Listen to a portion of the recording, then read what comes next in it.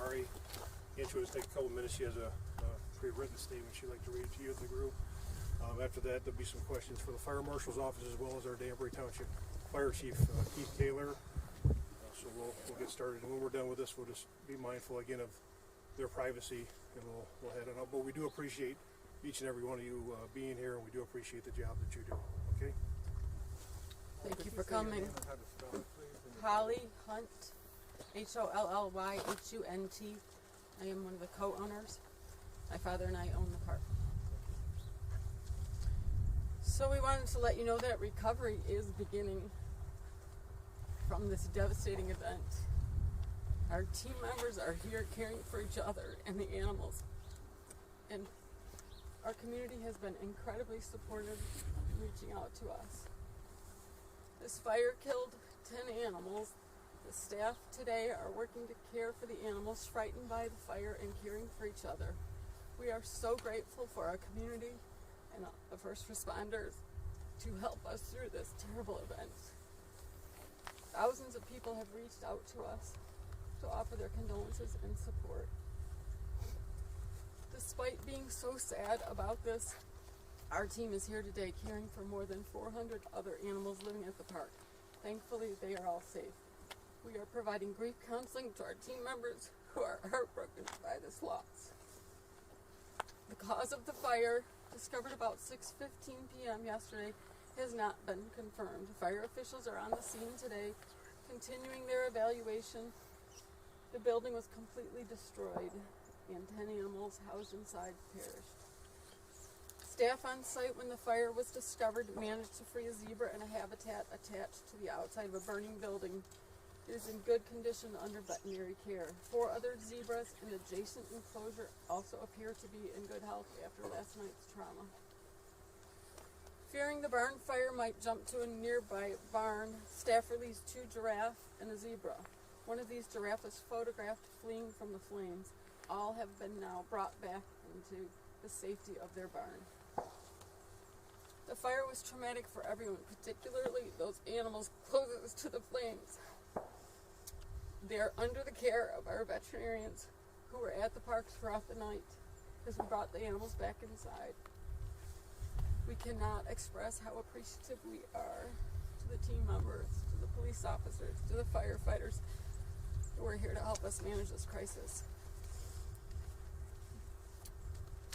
The animals lost in the fire were Waylon, a 3-year-old giraffe resident since 2017, Quinn, a 1.5-year-old giraffe resident since 2019, Giraffe Beltry, 2.5 years old, arrived earlier this week. 3 Red River hogs, 2 sisters who arrived earlier this week, and a male, Merlin, who's been here since 2012. A springbuck, Chip, who's lived at African Safari for 7 years. Bongo, Tank, his name is Tank, he's 15 years old and he's been here since 2016. He's a staff favorite. Diesel, another bongo, he's been here since 2010, and Vinty, a 5-year-old female, has been here for 4 years. Keepers were hoping she would have a baby in the spring of 2020.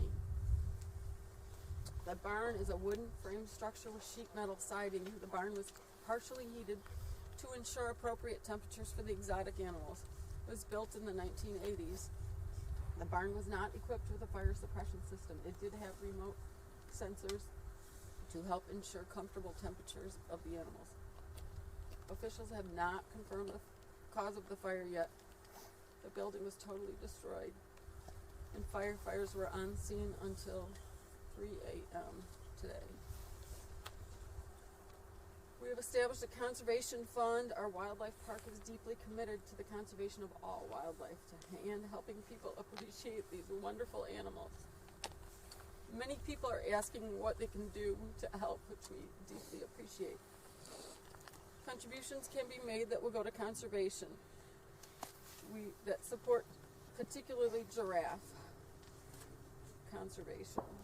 Before we reopen next season, we will consider a plaque and a dedication for these animals.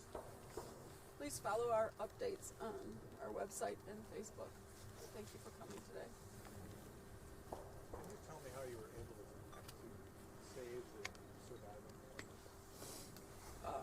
the two giraffe and zebra were let out of the pens, and they were kept away from, and our staff worked through the night to move them back to their habitats. They were never outside the perimeter fence. They were always contained in the property. Holly, when will the park reopen? We were scheduled to close on Sunday for the season. It is unclear yet if we're going to be able to open tomorrow or Sunday.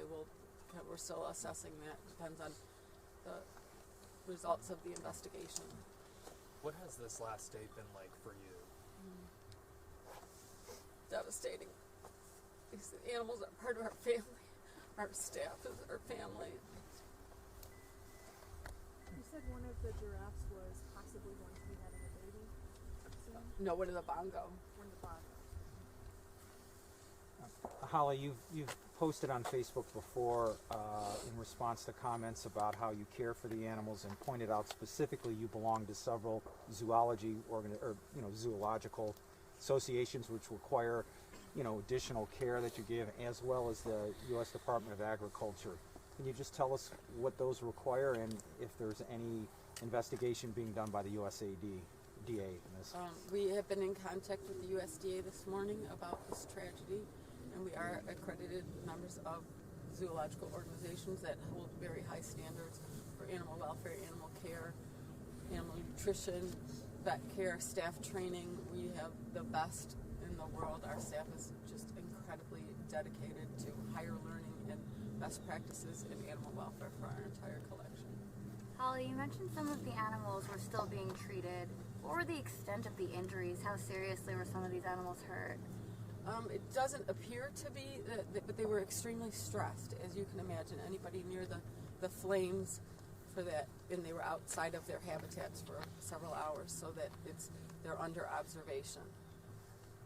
Were there any staff members here on the property at the time of the fire? Yes, the general manager was here, and he reported it at 6:15.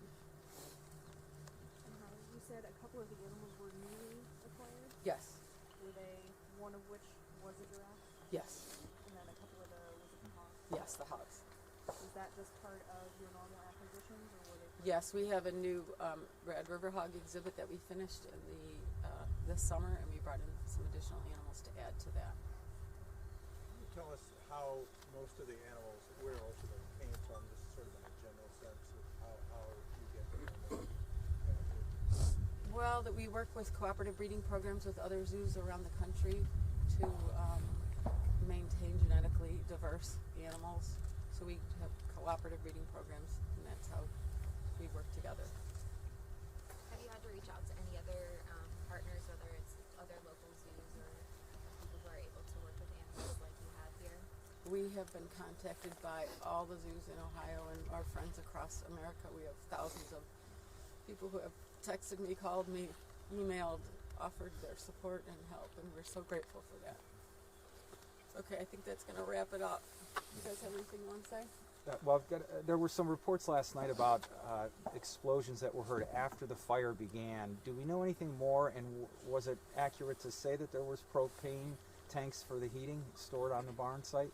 We're waiting for the investigation, and we'll know more about that. There are propane, propane heats are, we don't have any natural gas, so we have propane heaters throughout the park. Thank you guys for coming. Can one of the fire investigators please come tell us an update on the investigation? Good afternoon. My name is Frank Reitmeyer, R-E-I-T-M-E-I-E-R. I'm an investigator at the State of Ohio Fire Marshal's Office. We were called last evening about this incident. We arrived this morning after daylight so we could get a better view of the incident.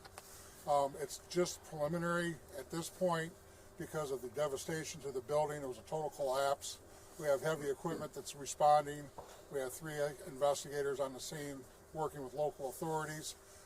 We have yet to determine a precise area of origin or cause of the fire. It may take several weeks before we come up with a definitive answer or conclusion. Is this any indication that it's accidental, or is this suspicious? We have nothing that would make us think it's a criminal act at this point. So with that, it would be either a natural disaster from weather or possibly an accidental fire. And there were reports that there was a power outage here on Wednesday. Is that part of your investigation? Is It that- absolutely is. There has been a report of power outages in the area on Wednesday, and we're looking into that as far as the timing of that compared to the timing of the fire. Anything else? Thank you. All right.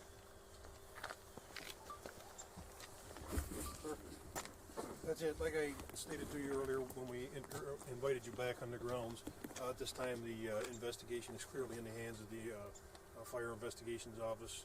It doesn't appear to be any criminal whatsoever, any criminal aspect to it whatsoever. So we're just going to wait to see if when this thing's wrapped up. But our office is really not involved. It's in the hands of the Danbury Township Fire Department and State Fire Marshal's Office. Do you have any questions? Will there be any other updates planned at this point? When we know more, we'll be in touch. Okay. We appreciate your support. We'll update our Facebook page and our web page, and then when we have more to report, and we thank you for your support. Any idea on the size of the building and how many animals it's able to hold? I don't have that. We can put that in I'll get that information so I can provide you with accurate information.